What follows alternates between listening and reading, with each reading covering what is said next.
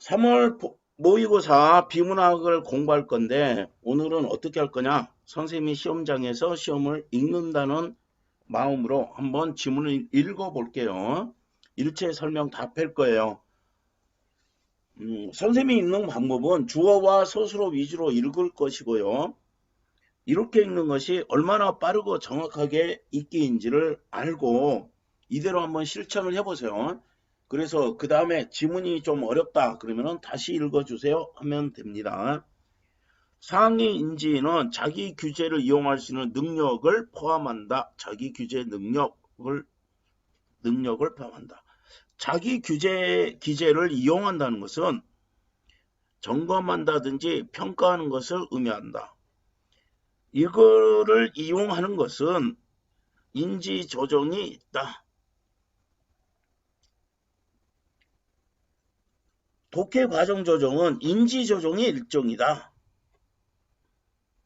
독해 조정 과정을 잘하는 사람은 우수한 독자다. 독해 과정 능력. 독해 과정 조정 작용으로는 조정, 활성화, 활용, 대처 등이 있다. 그러면 조정은 뭐에 대해서의 독서 행위, 또 활성화는 배경 지식, 그 다음 활용하는 거는 뭐야? 문맥 정보와 논리적 구조, 그 다음에 여기 점검과 대처, 정확성 점검과 실패에 대한 대처 이렇게 있네. 그러면 하나, 둘, 셋, 넷, 5개가 있네. 우수한 독자는 조절하는 등 적합한 독서 행동을 취한다. 우수한 독자는 동일 수준의 배경 지식을 가졌다 하더라도 활용하는 능력이 요거는 똑같더라도 요것이 다르다. 요것이 똑같더라도 요게 훌륭하다. 텍스트의 내용을 독자 자신의 배경 지식과 결부하지 않으면 정교한 이해를 기대하기는 어렵다. 문맥 정보와 활용도, 구조의 활용도도 영향을 미친다. 우수한 독자는 문맥 정보 이용하여 추론하고 이해한다. 이용하여 추론하고 이해한다. 이용하는 거 문맥 정보, 추론은 뭐야? 단어, 문장, 의미, 이해하는 건 뭐야? 내용. 우수한 독자는 자신의 이해 정도를 점검할 때도 독서 목적에 따라 점검 기준을 달리한다. 점검 결과 실패했다고 판단하는 경우 다른 적절한 전략을 사용한다. 요거 잠깐만 설명할게요. 자, 어떻게 했어요? 조정한다 했죠? 활성화한다 했죠? 활용한다 했죠? 점검한다 했죠? 대처한다 했죠? 그러면은 뭐 한다 했어요? 조절하는 능력이 있어요. 그 다음 배경 지식을 뭐예요? 활성화하죠. 그 다음은 문맥 정보와 논리적 구조, 요거 합니다. 그래서 뭐 한다? 요거 한다. 그 다음 점검할 때도 요런다. 그 다음에 실패했을 때 대처하는 거, 실패에 대한 대처, 적절한 전략. 자, 위에서 뽑으니까 밑에가 좀 줄줄줄 익히죠. 독서 목적이 요거라면은 이에 따른다. 독서 목적은 뭐 한다? 텍스트 전체에 대한 의미를 구성하는 거. 그런데 능력이 부족한 독자는 이거를 문자 해독 과정을 한다. 구성하는 게 아니라 과정이라고 생각한다. 이건 잘못됐고 이런 잘하는 거고. 해독에 집중, 안 좋은 거네. 상관없는 독서한다. 그에 따라서 인지조정을 제대로 수행하지 못한다. 인지조정 떠났어요.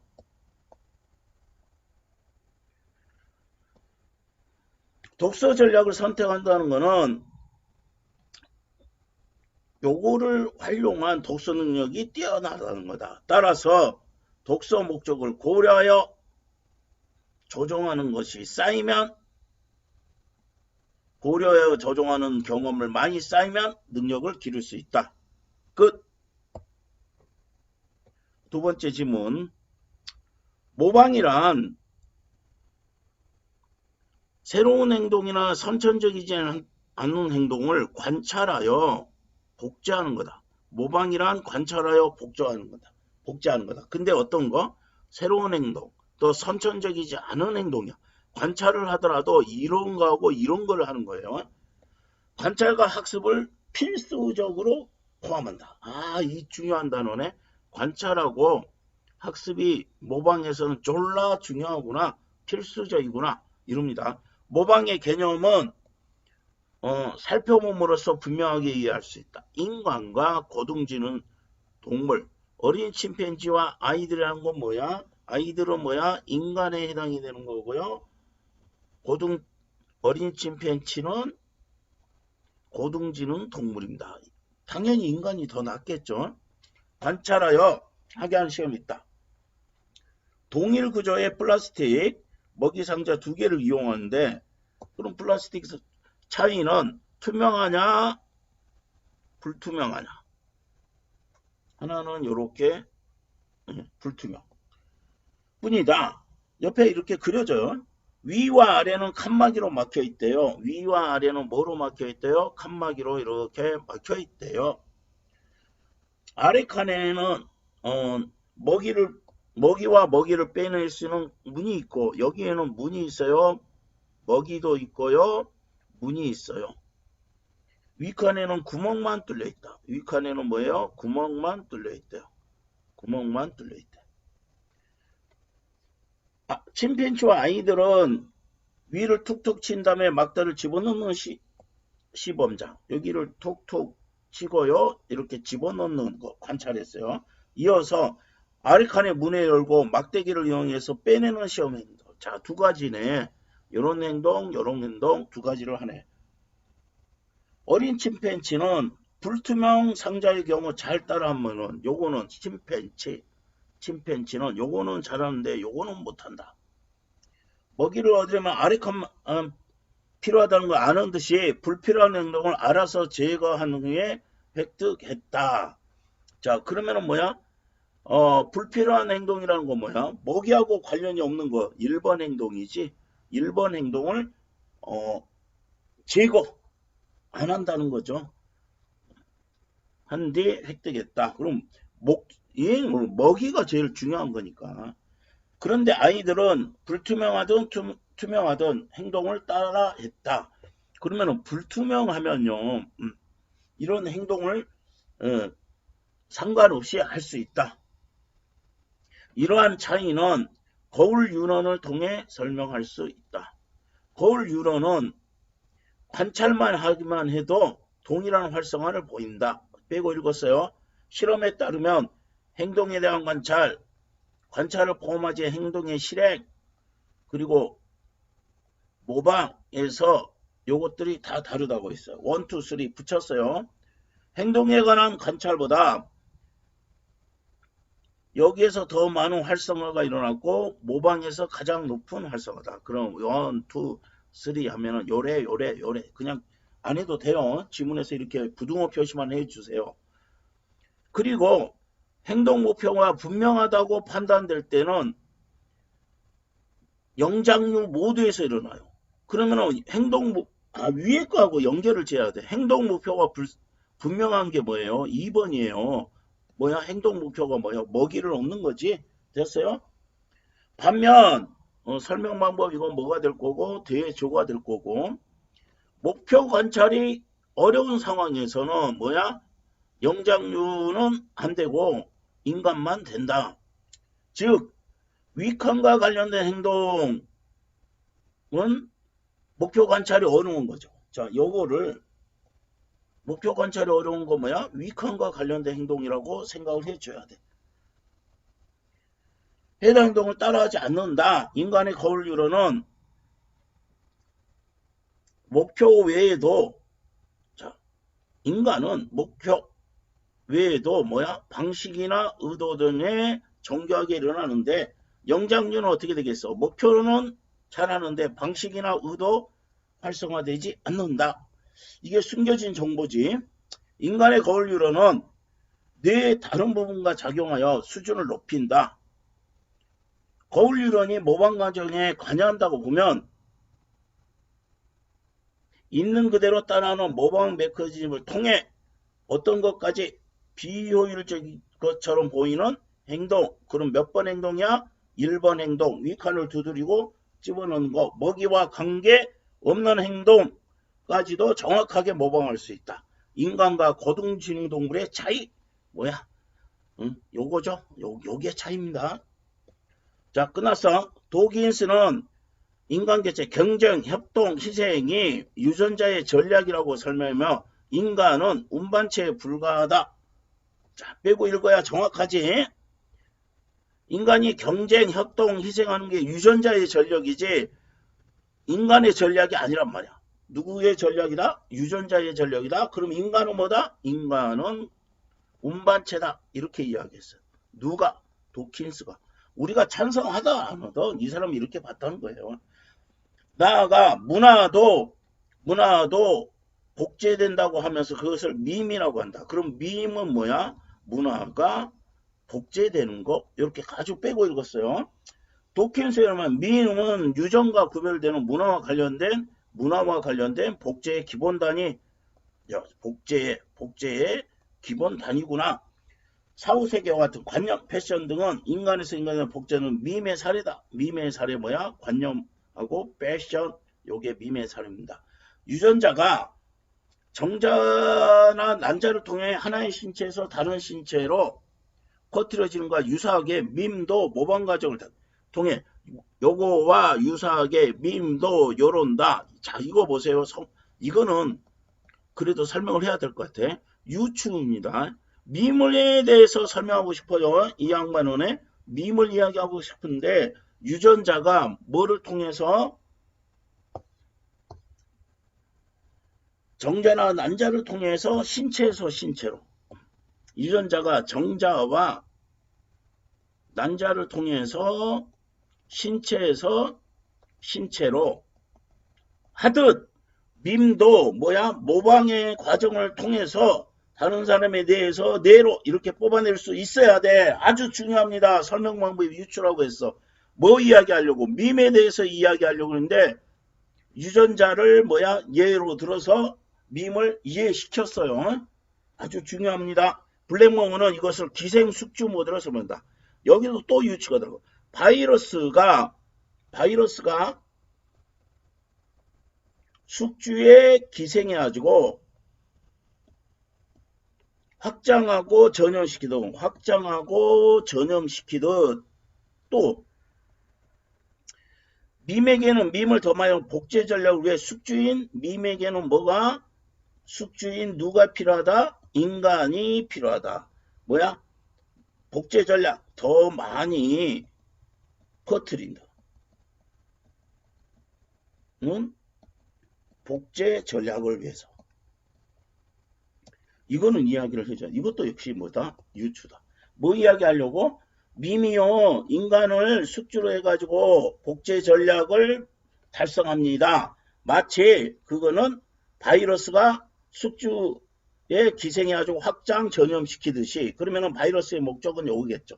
유추라는 거 이건 말하기 싫은데 유추라는 거 이렇게 생각하세요. 설명하기 어려운 대상과 개념을 그와 뭐야? 유사한 쉬운 대상과 개념으로 설명하는 것. 그래서 이건 뭐냐면 설명이 어려운 거 잘 너희들이 이해 못하겠지? 내가 쉽게 설명해 줄게. 그와 유사한 거로. 그래서 이거는 확장된 비교라고 합니다. 확장된 비교. 이거는 수업 시간에 따로 더 설명해 줄게요. 그러나 이렇게 뽑아내는 능력이 중요합니다. 유전자가 정자와 난자를 통해서 신체에서 신체로 옮기듯 밈이 뭘 통해서 모방이라는 아주 중요한 말이 들어가 있잖아. 모방을 통해서 뇌에서 뇌로 전달된다. 그 다음 또 밈은 어쩐다고요? 바이러스가 이렇게 하듯이 인간을 뭐로 해서 숙주로 해서 뭐야? 복제 전략을 완성한다. 그러면은 아까 인간을 뭐라고 했어? 운반체라고 했죠. 운반체라고 했어. 여기서는 인간이 뭐다? 숙주라고 했어. 유전자가 뭐야? 유전자의 전력이지 인간은 운반체에 불과하다. 여기서 밈에서는 인간은 뭐에 불과하다? 숙주에 불과하다. 이렇게 된다. 자, 그래서요. 이렇게 본다면 자신의 복사본을 많이 퍼뜨리는 행동적 청막 똑같은 말이 나왔네. 많이 퍼뜨리는 이거 유의해야 돼. 앞에 나왔다 이 생각을 해줘야 돼요. 유전자와 밈이 복제자이자 행위자이다. 그러면 뭐든 자 중요한 말입니다. 뭐가 유전자와 밈이 복제자이고 행위자이지 인간개체는 행위자가 아니라고 보는 입장입니다. 여기를 알았으면은 이거 이해가 편했을 거야. 밈의 전달이 모방을 통해 일어난다고 할 때 모방을 전형 개인적 학습, 비모방적 사회적 학습과 구별한다. 그럼 모방하고 얘네들은 모방이 아니다는 소리네. 하품하는 사람을 보면 덩달아 하품할 때가 있는데 이런 전형은 배우지 않더라도 선천적 행동이기 때문에 모방이 아니다. 선천적 행동이기 때문에. 여기 선천적이지 않은 행동이 뭐예요? 그리고 앞에 거를 항상 우리가 기억할 수 있는 능력. 모방이라는 건 뭐라고? 선천적이지 않은 행동이에요. 새로운 행동이나 선천적이지 않은 행동을 관찰 학습하는 거예요. 맞아, 관찰해요. 복제하는 거네. 그래서 중요한 거는 여기 단어가 나올 때 알아야 돼요. 이게 왜 전혀 막 모방하고 다르냐 이런다. 개인적 학습은 개체가 상호작용을 통해 특정 방향으로 행동하는데 관찰이 포함되지 않으므로 모방이 아니다. 자, 요거 맞아? 요거 이렇게 됐어요. 비모방적 사회적 학습은 주어진 자극에 대한 반응이 적절한 보상이 되어 자극이 된다. 보상이 되어 강화되는 것이다. 여기에서는 다른 개체에 대한 관찰을 통해 학습하지만 대상이 행동 자체가 아니다. 뭐야? 보상이다. 보상을 받는 환경에서 학습이 이루어지니까 모방이 아니다. 자, 구별될 수 있겠죠? 모방과 이 1, 2, 3가 왜 모방이 아닌지 알아야 돼. 밈은 물리적 실체가 아니므로 단위를 설정하기 어렵고 원리가 불명하다는 입장을 지적하면서 회의적인 입장을 보이는 사람들이 있다. 1과 2에 대한 이유 때문에 밈 지지자들은 이걸 반박하기 위해서 신경과학 관점에서 밈을 설명한다. 밈은 모방에 의해서 또 나오지 뇌에서 뇌로 정리했지 모방에 의해서 뇌에서 뇌로 전달되므로 인간 뇌에 신경세포 다발들이 연결되어 밈을 구성한다. 특정 신경세포 다발이 이런 관점에서 모방 능력이 밈을 촉발시켰고 다시 밈은 모방 능력을 발달시켰다. 모방 능력이 촉발시켰고요. 밈이 또 발달시킵니다. 밈의 관점에서 문화전달상 밈이론은 사상과 문화 등이 전파되고 확산되는 방법을 이런 방법을 설명하는 도구다. 끝.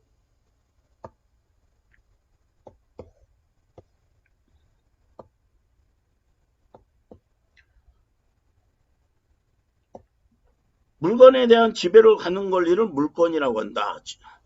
점유권, 소유권, 전세권, 저작권 등이 몇 가지 1, 2, 3, 4 해당된다. 물권 중에서도 부동산은 값비싼 재산이다. 따라서 그에 관련 신중해서 절차를 번거롭게 한다. 그러면 예를 들어 뭐에 대해서 절차를 설명하는 거예요. 아파트 매매할 때 매수인이 매매대금의 10%를 계약금으로 지급한다. 매수인은 10% 정도를 계약금으로 지급한다.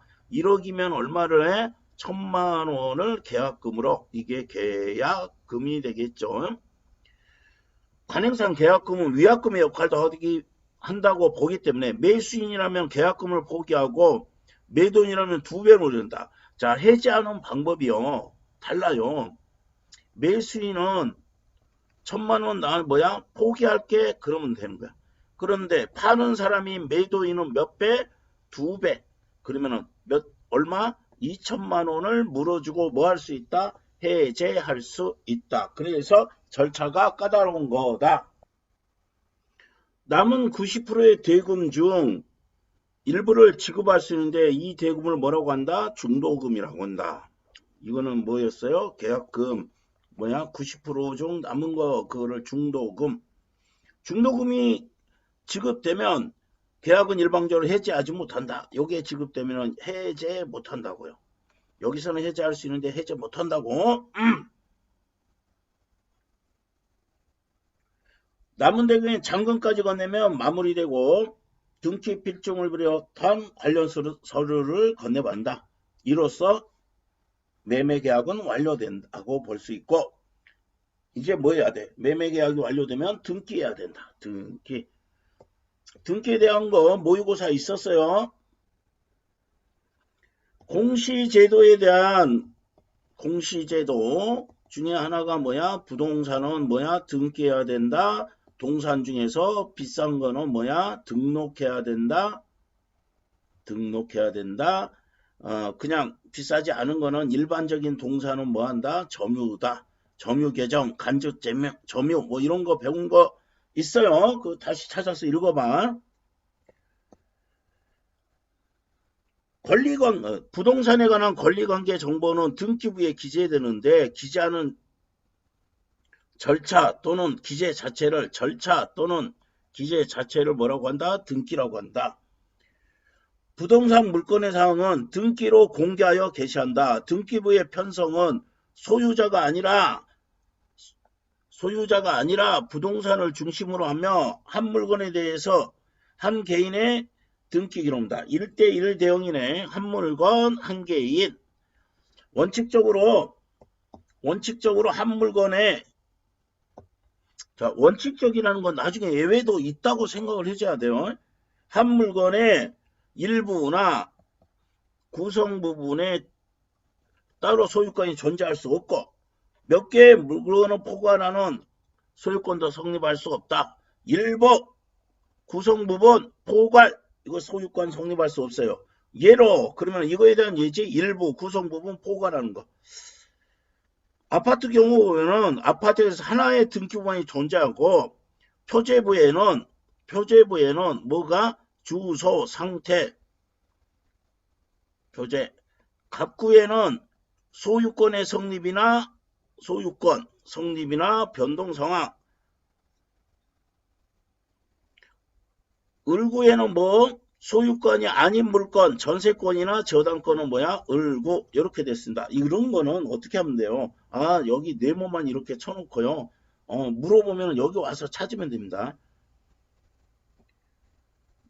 이러한 등기상의 공시를 신뢰하여 거래가 안정적으로 이루어지는 것이기 때문에 등기는 진정한 권리관계를 반영할 수 있도록 해야 한다. 매매를 통해서 바뀌는 것과 같이 새롭게 발생한 등기 원인에 대한 등기를 기입등기라고 하는데 요거 등이 해당이 된다. 또 완료된 등기가 신청상의 착오로 말미암아 불일치하는 것이 확인되었을 때 그걸 바로 잡는 등기를 할 수 있다. 이거를 경정등기라고 한다. 경정등기에는 뭐야? 부동산이나 등기명의 표시를 바꾸는 거, 바꿀 경자예요. 이런 등기가 있을 수 있고, 요거를 경정하는 것 같은 권리 자체를 하는 등기가 있을 수 있다. 등기 신청은 원칙적으로 뭐야? 권리자와 의무자가 공동으로 신청하도록 되는데, 역시 뭐야? 예외란 말이야. 원칙이 있다는 거는 이는 진정성을 확보하는 목적도 있다. 등기 권리자는 새로 권리자로 오르는 거, 매수자가 되겠지. 등기 의무자는 원래 권리자. 이거 구별 잘 하세요. 새롭게 권리자로 온 사람은 뭐야? 매수인일 거고, 원래 권리자는 뭐야? 판 사람, 매도인일 거예요. 매도인일 거다. 구별 잘해야 돼. 그럼 권리자와 의무자가 공동으로 신청하는데 사실은 판 사람이 가겠냐고. 등기도 공동으로 신청해야 된다. 매수인이 신청하는 것으로 아는데 매수인 누구야? 권리자야. 새롭게 권리자인 거. 아는 사람들 실은 뭐 하는 거? 위임받아서 처리하는 것이. 자, 그러면 누가 위임했어요? 등기 의무자가 위임한 거예요. 등기 효력을 정하는 것과 관련하여 다음과 같이 두 가지 원칙. 공시를 갖추지 않는 경우에는 삼자와 관계에서는 물론 당사자에서도 물권 변동이 생기지 않은 것을 성립요건주의. 그러면 뭐야? 성립요건주의는 뭐야? 지금 어떤 거에 대한 이야기하면 공시를 갖추지 않았을 때 이야기입니다. 성립요건주의라는 건 뭐야? 삼자에도 성립 안 하고요. 당사자, 물건을 파고 산 사람까지도 성립이 안 한다. 반면에 대조지 설명 방법. 당사자 사이에 이거는 유효하고 공시를 갖추지 않으면은 삼자에게는 효력을 주장하지 못한 것은 대항요건주의다. 우리 법제는 등기부에 기재되어 있을 때 명의자가 소유권을 취득하는 거로 돼 있다. 이렇게 읽었어요. 끝. 용해도는 일정한 온도에서 용질에 최대로 녹을 수 있는 용질의 양이다. 용해도라는 거는 최대로 녹을 수 있는 용질의 양이다. 보통 용매의 100g에 녹을 수 있는 용질의 양이다. 무슨 양? 최대 양. 자, 여기 용해 된다는 거는 뭐야? 용매가 있고 용질이 있죠. 이거는 배경지식. 소금, 물은 뭐야? 용매는 뭐예요? 물이에요. 용질은 뭐예요? 소금이에요. 그래서 중학교 과학 시간에 미음이니까 미음이다 이렇게 이해를 시킵니다. 그러면은 용질이라는 건 뭐야? 녹는 물질이지. 녹는 물질. 이런 배경 지식이 있어야 한다. 이런 이야기입니다. 다 있죠? 이거는 중학교 때. 과포화 상태는 용해도 이상으로 녹아있는데 과포화 상태의 혼합물은 포화 상태로 돌아가려는 경향이 있다. 결정화는 과포화 상태로 용질이 고체 입자로 뭐하는 거? 석출되는 거. 다시 결정화는 용질이 석출되는 것으로 결정화 공정을 거치면 입도가 작은 고체 입자를 얻을 수 있대요. 그러면은 이거 얻으려고 이런 결정화 공정을 하겠지. 됐어요? 결정화 공정은 제약 분야 등에서 사용이 됩니다. 결정화 공정에서는 초임계 유체를 쓰는 경우가 많다. 물질은 임계 온도와 임계 압력 사이에서 초임계 상태로 존재한다. 임계 온도는 최고 온도이고 임계 압력은 최대 압력이다. 그러면은 임계 온도라는 건 뭐로 존재할 수 있는? 액체로 존재할 수 있는. 임계 압력은 뭐로 존재할 수 있는? 기체로 존재할 수 있는 최대 압력이다. 이랬어요. 온도와 압력이 임계 이상일 때 물질은 액체도 아니고 기체도 아니고 초임계 상태로 존재한다. 초임계 상태에서는 분자간 거리는 분자간의 거리 이거 아주 중요하죠. 기체일 때보다는 가까워. 기체일보다 가깝지만 액체일 때만큼 가깝지는 않다. 그럼 그 사이네. 액체가 아니라고 했잖아. 액체도 아니고 기체도 아니라는 거. 액체와 기체 사이 물질 이렇게 되겠네. 물질이 액체일 때보다 초임계 상태거나 기체일 때 더 자유롭게 이동할 수 있다. 자, 당연한 이야기죠. 이거는 과학적인 지식이지. 자, 액체에서 기체만은 분자 간의 거리가 얘보다는 액체보다는 뭐야? 가깝지 않고 기체보다는 가까워. 지금 이런 상태, 그게 초임계 상태. 이것도 잔소리인데 안 해야 되는데. 자, 이렇게 할 수 있다. 또한 압력을 높이면 밀도가 높아져 더 많은 양의 용질을 녹일 수 있어서 초임계 유체를 이용한 공정에서 입도를 조절할 수 있다. 그럼 입도를 조절할 수 원리 뭐야? 압력을 높이면요 밀도가 하고 더 많은 용질을 녹일 수 있어 가지고 입도를 조절할 수 있다고 그랬어요. 자, GAS 공정에서는 요거를 반용매로 사용하여 석출하는 경우가 많다. 반용매로 해서 용지를 석출하는 경우가 많다. 반용매는 녹이지 않고 용지를 안 녹인데 용매와는 잘 섞이고 이런데 용지를 반용매 용지를 뭐한다? 녹이지 않는데요. 용매하고는 또 잘 섞인대요. 그럼 아까 물이고 소금이지. 그러면은 용질, 녹는 묵질을 녹이지 않고 물하고는 잘 섞이겠지. 이렇게 생각하면 되겠어요.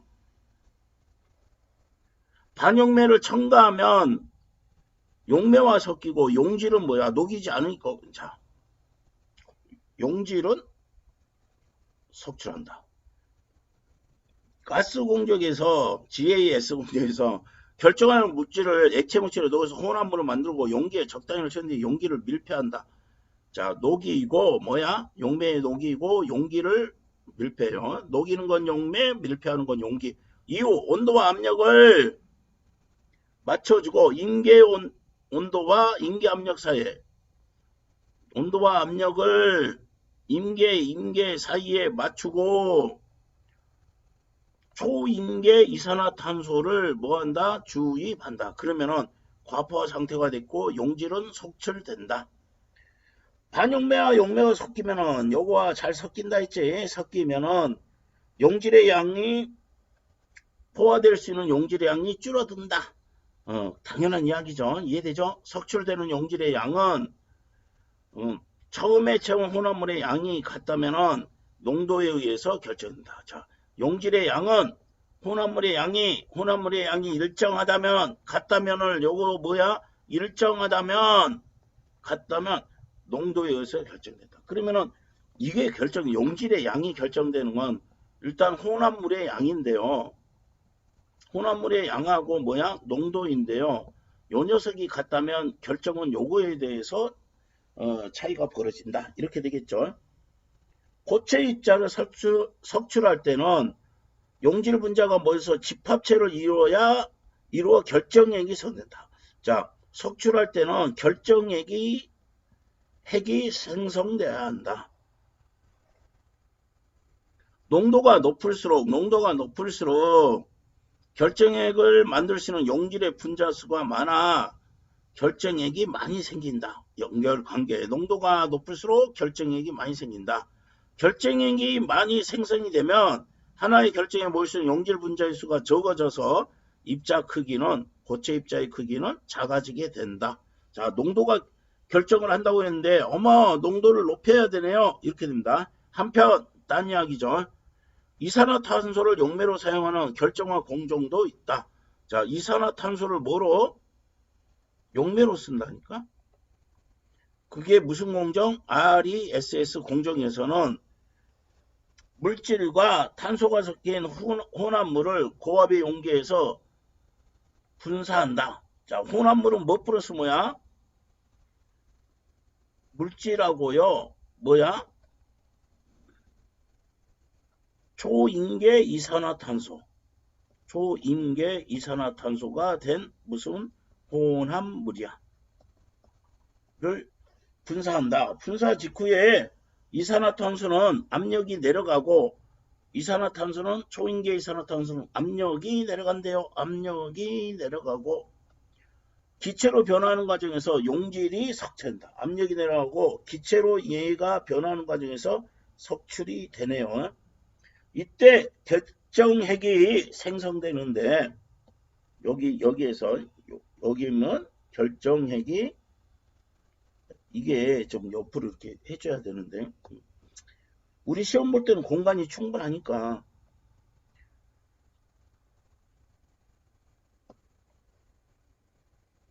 결정액이 생성되는데 고체 입자의 입도가 정해진 원리는 요거 정과 같다.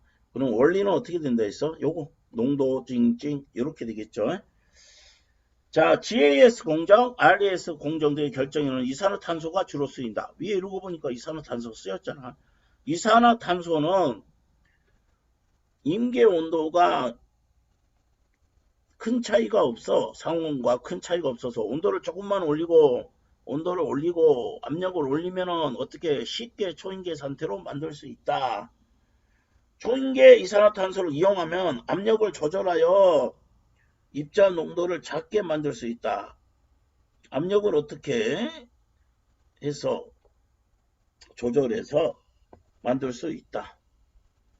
독성이 없다. 자, 이 두 개네. 그지? 장점이 첫 번째는 뭐야? 요렇게 할 수 있어요. 두 번째, 독성도 없어요. 요렇게 두 가지가 나왔습니다. 자, 이렇게 해서 한번 읽어봤습니다. 비문학. 일단은 설명은 하고 싶은데 참고요. 이것대로 읽어보고 한번 문제 풀어보시고요. 지문 이해가 부족하면 다시 질문을 해주세요.